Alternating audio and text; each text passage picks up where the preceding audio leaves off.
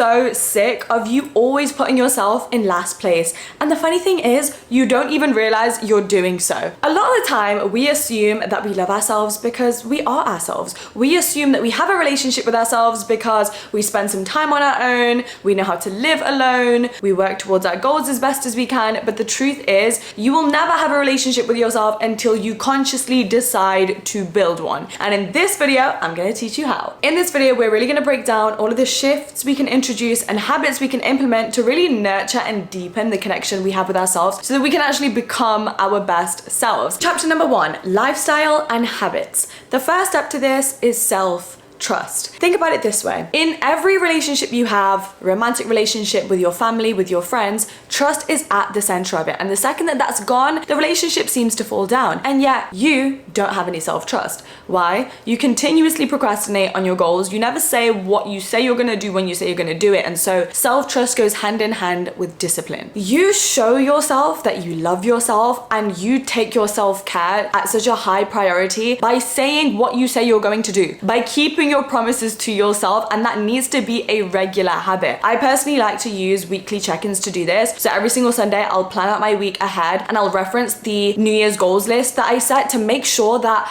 I am consistently hitting the goals that I told myself I was gonna do in January, and I am never, under any circumstances, going to allow myself to forget them. How are you ever going to truly trust and believe in yourself if you are out here waking up early, doing favors, showing up for everybody else in your life, and yet when it comes to you, you're hitting snooze? You're taking the day off. You're saying, no, I'll do it tomorrow. It sounds super simple, like, yeah, you know, I won't procrastinate, or I'll learn how to be more disciplined by stepping outside of my comfort zone, but it goes so much deeper than that. And the dangers of not doing this causes such a deep disconnect within yourself. A really specific example I'll give you guys is, I used to be a serial dater. I was in back-to-back relationships, and I used to feel so bad about myself because I was like, why can't I love myself? Why can't I stay single? And yet here I was continuously flirting with guys or engaging in talking stages or allowing them to be in my life. And I literally couldn't help myself. I had all of the intentions and all of the goals in my head, and yet with every single date I went on and with every single text message I sent, my self-worth and my confidence lowered because it kept reassuring this limiting belief I had about myself, that I had no self-control and that other people were more important than my commitment to myself. Why? Because the lifestyle I was literally living was validating that limiting belief. And it wasn't until I was disciplined, meaning I embraced discomfort and the fact that I didn't even like what I was doing, that I took a whole year off from dating and I solo dated and I came back home to myself and I celebrated Valentine's Day alone and I celebrated my birthday alone. All of that was uncomfortable. All of it was scary, but discipline comes with pushing yourself into that scenario regardless. And since then, I am way more trusting because now I know if I say I want to quit this thing or I want to stop doing this or I want to do this a different way, I know I'm going to do it because in the past, I know when I say I do something, I am going to do it. It's all about proving a positive self-concept to be true through having actions and habits that align to it. This links into step number 2, which is trying new things which are outside of your comfort zone. So if you don't have a specific problem like I did, discipline and self-trust comes with putting yourself in new environments. So an example of this is starting my passion project, which is YouTube, which lights me up in so many ways, but has put me outside of my comfort zone in so many ways. As it's growing, it's turning more into a business and I have to read books and read articles and take courses on how to be able to manage that. Now I'm hiring a team. That is somewhere I've never been before. It goes a lot against my introverted nature. And so I'm learning new things about myself from being in that situation. I also have to attend influencer events. I have to network with other people. I have to think creatively and overcome obstacles and learn better time management every single day. Just starting and growing this YouTube channel is such an amazing example of growing the relationship I have with myself, because doing this passion project has constantly challenged who I used to be versus who I want to be. As I'm growing my business, as I'm stepping outside of my comfort zone to be the creator I want to be and learning how to grow my business, I also have to grow myself. And I have to shed the previous version of myself who was uncomfortable being on camera, who was uncomfortable attending networking events, who didn't know how to speak to new people, to then step into a newer version of me. I actually recently hosted a YouTube creator collective event which brought together women creators from different communities together, like women of YouTube. What happened was this was an all-day event and it started with multiple panels from from different creators talking more about the business side of YouTube, which was really great. We got so many amazing insights. But the portion which I hosted, which was the Creator Collective event, went on during the evening. There was good music, there was drinks, and it was me and 100 other female creators all in one room. Everyone's mingling, talking to new people, learning about what we do. And something like that, networking, talking to new people, can be so daunting. So another part of my role was to work with the YouTube team to create an icebreaker to encourage more women to talk to each other. So what we did was we created little cards. One side said, I am amazing, ...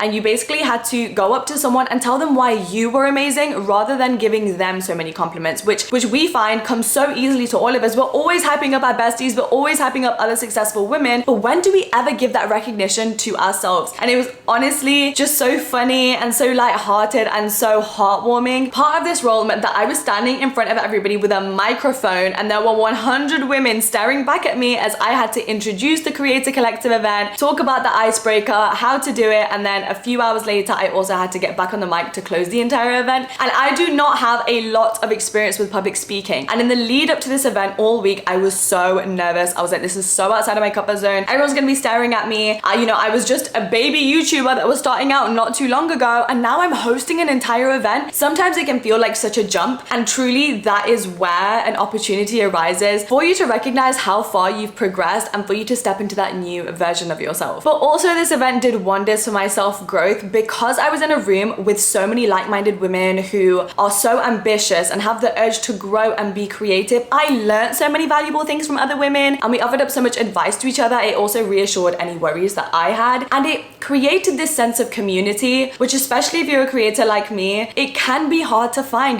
You are alone all of the time filming. Events like these are so important to make sure that you're exercising your social and conversational muscles and making sure that you're stepping outside of your comfort zone, meeting with other people, and creating important connections. Next lifestyle shift to building a stronger relationship with yourself is buying yourself the damn flowers, hello book reference, and taking yourself on solo dates. You're out here buying flowers for your friends, celebrating them, getting fancy gifts for people, making sure that they feel their best, but when are you ever pouring that thoughtfulness, that effort, that time, that attention into yourself? You are so concerned with being an amazing friend, an amazing girlfriend, and you know what? I love that about you. That is gorgeous. But you also deserve the same amount of time and attention, because once again, linking back to living a life that validates a certain belief system about yourself, the same goes for the way you treat yourself and spoil yourself. As honorable as it is to show up and be this amazing person to other people, and honestly you should continue that, if that is in the absence of showing up for yourself, you are basically training your subconscious mind to think other people come first, other people deserve all of the abundance and all of the time and all the attention, and I come last, or I have to wait for somebody to finally love me for me to get that treatment. And you know what, it breaks my heart when I see like cute couple content online and I look in the comments and people are like, oh, to be loved, when am I going to be loved, when am I going to be taken on dates, when am I going to be treated like that? Oh. Now, literally now, you can do it. And when I finally started buying myself flowers, taking myself on dates, giving my love languages back to myself, I finally stepped outside of this whole victim mentality of why can't I find the right guy? Why am I not in a healthy relationship? To, oh my God, I'm living and loving my life on my own terms because I decided to give that to myself. And honestly, having a beautiful, positive, fun, loving relationship with yourself gets a lot easier when your life is all of those things as well, and all of that is in your own power. When you do something as small as buying yourself flowers or deciding to make pancakes for yourself for breakfast, like pouring that little bit of extra time and effort into yourself, you are reminding yourself and also reprogramming your subconscious mind that you deserve to be valued and celebrated. The next step is setting and honoring your personal boundaries. What really links into this is getting used to the fact that you are going to disappoint others. In whatever way this might show up for you, it might be learning to say no, it might be stepping away from perfectionism, but we need to embrace the fact that not everyone's gonna like us, we're not gonna be able to please everybody, because when you finally free yourself from that level of torment that I need to make sure that everybody likes me and I need to make sure I'm meeting everybody's needs, then you finally have the time and the capacity to meet your own needs. And plus, when you're entertaining this idea of, oh, but will they like me? Or they're gonna be really upset if I don't do this, or I don't show up for them, or I don't do that favor for them. Once again, as you are living that life out and accepting those beliefs, you are telling yourself that you are not worthy of respect and consideration and the freedom to be able to make your own decisions and do what you want to do when you want to do it. And other people are always gonna come first, and you also have to earn other people's respect and love, and that you are not worthy of it as you are. And also, it's important to remember boundaries aren't just about other people. In fact, I think boundaries are completely to do with yourself, but this is where personal boundaries come into play, which then links back into discipline. An example of this is being more intentional with your own time. For example, let's say you have a typical 9 to 5 work day. What are you gonna do in the evening to inject some happiness into your day, to inject some self-care into your day, to make sure that you have a better day? Or what can you do in that time after work to use your time more wisely and efficiently so that you can make mad progress towards your dream life and achieving all of your goals? When you are just floating through every single day, you have no boundaries with yourself. You are basically like, I am gonna procrastinate. I'm gonna waste all of my time. I'm gonna lay around scrolling on TikTok for 3 whole hours and not even realize it, because I never made any plans in the evening for myself anyway. So then I can just rot away my entire life and then sit around and feel bad about myself, wondering why all of the things I want to happen to me never happen. This is about being intentional with pouring your energy back into yourself for the benefit of your future self as well. I think when it comes to your boundaries that you set with yourself, this is a lot to do with getting rid of any temporary satisfaction for more long-term gain. So when I wake up in the morning, do I want to lay in bed for another hour? Absolutely, 100%. But would my future self be better off if I woke up, immediately got ready, and got my tasks done faster so that I could put more work towards my goals, my dream life, and my happiness? Yes. And so I have to sacrifice that short-term pleasure for long-term gain. And once again, that also contributes to your self-trust, which helps you build such a solid foundation for your relationship with yourself. Another example of setting boundaries with yourself is time boundaries. So this means scheduling regular me time and rest time. I used to make the mistake of,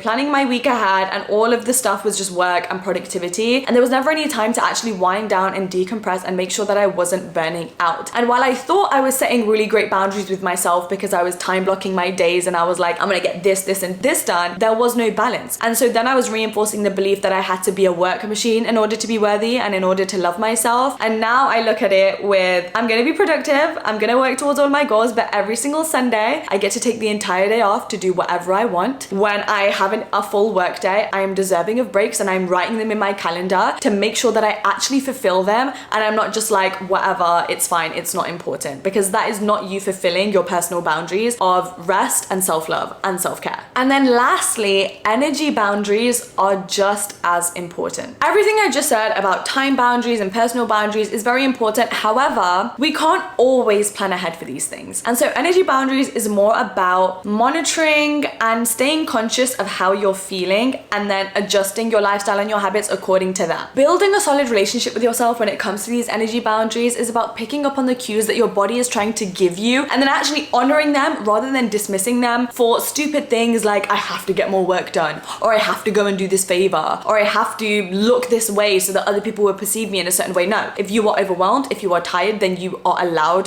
to stay in bed. You are allowed to have that rest. When you are feeling drained and overwhelmed and you decide to take some time off and push your responsibilities to another day so that you can actually rest and recharge, that is such a huge form of self-love, and that really builds up the caring component of building a strong relationship with yourself. It's kind of like reparenting yourself and knowing, I've always got me. I've always got my best interest in heart. I'm always gonna make sure that I am well fed, I am well rested, I have the bestest energy for the day and as much capacity to fulfill everything else in my life, because I am picking up on how I'm feeling and I'm acting accordingly rather than treating myself like a robot. Now, when it comes to your romantic relationship or your friendships, think about it. Any single time there's a little bit of conflict, I'm not saying toxic arguments, but maybe you guys have gotten lost in a new city together, or you're going through a stressful situation, or you're moving in together and there's just a lot of adjustment and change and things aren't as steady and balanced as they usually are. That presents a challenge. And with that challenge comes an opportunity for more understanding, more depth, and coming closer to understand the other person's needs more, and also grow together through that experience. In traveling together or experiencing any difficulties together, you gain more valuable knowledge on what it takes to care for that person in the right way and to develop and grow your friendship or your relationship to a better level. And yeah, when it comes to yourself, you are so addicted to comfort and ease, you never allow yourself to have any challenges. challenges. And setting these challenges for yourself is so important because this is where self-discovery happens, which is so similar to your relationships with everybody else. It's important to travel to new destinations. It's important to go on solo dates. It's important to start the project. It's important to do the things that scare you, like doing public speaking, like I mentioned earlier. When we run away from any difficulty or discomfort, we are forcing ourselves to stay stagnant. And that is the most self-hating thing you could ever do. If you never challenge yourself, you end up staying in the exact same situations with the same level of awareness and understanding of yourself that you've always had, meaning no growth and no better relationship with yourself. So for this step, I would recommend learning a new language, joining a class, doing something super basic, like I'm gonna try and cook a different meal for dinner today, or I'm gonna try baking something because I've never done it before or I'm not good at it. Meeting new people, going to networking events, starting a new project, exploring a new place by yourself. It can literally be anything as long as you find it uncomfortable and scary. It is an opportunity for growth and self-discovery within yourself. And then the last step for this chapter is regular reflection. I think it's so beautiful to be able to look back on the memories you've had with a loved one in your life and see how far you've come and the growth that's happened within that relationship you have with them, because it teaches you so many valuable lessons about them and yourself and how far you've come together and maybe mistakes you've made in the past and how you've overcome them, and like, you know, like I can't believe we made it here, or I can't believe this is where our friendship, our relationship has grown to.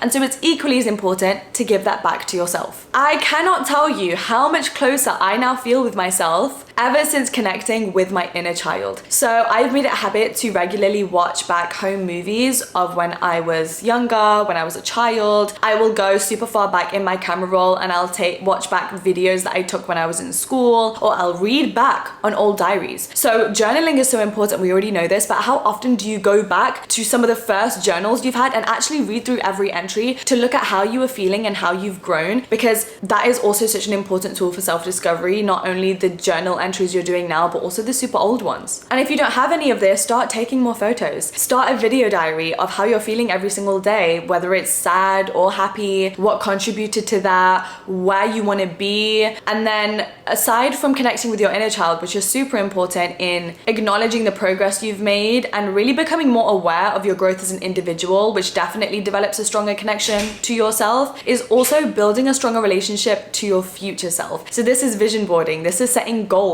this is bringing in future emotions that you're striving towards into your present moment. Chapter 2, mindset shifts. And the first step is to change your self-talk and inner dialogue. Did you know that we have approximately 60,000 thoughts a day? And if majority of them are negative, you're not gonna feel good about yourself, right? And especially if you were in a relationship with somebody else who was constantly putting you down, criticizing you, telling you you should have done better, just generally being mean, you would say, I am in an unhealthy relationship. My partner is super toxic. I don't feel good in my relationship. I don't feel loved. And yet you're just casually speaking to yourself this way on a daily basis. I hate when I see this, when people are like, you know, okay, well, yeah, I got this grade, but I should have done better. I'm not good enough, or why did I act like that? Imagine somebody else was criticizing you this much. You'd be like, damn, this is so rude, this is so mean, and yet when you do it to yourself, you give it no second thought. You are in a unhealthy, toxic relationship with yourself and you don't even know it. All of those inner conversations you have with yourself have a massive, significant impact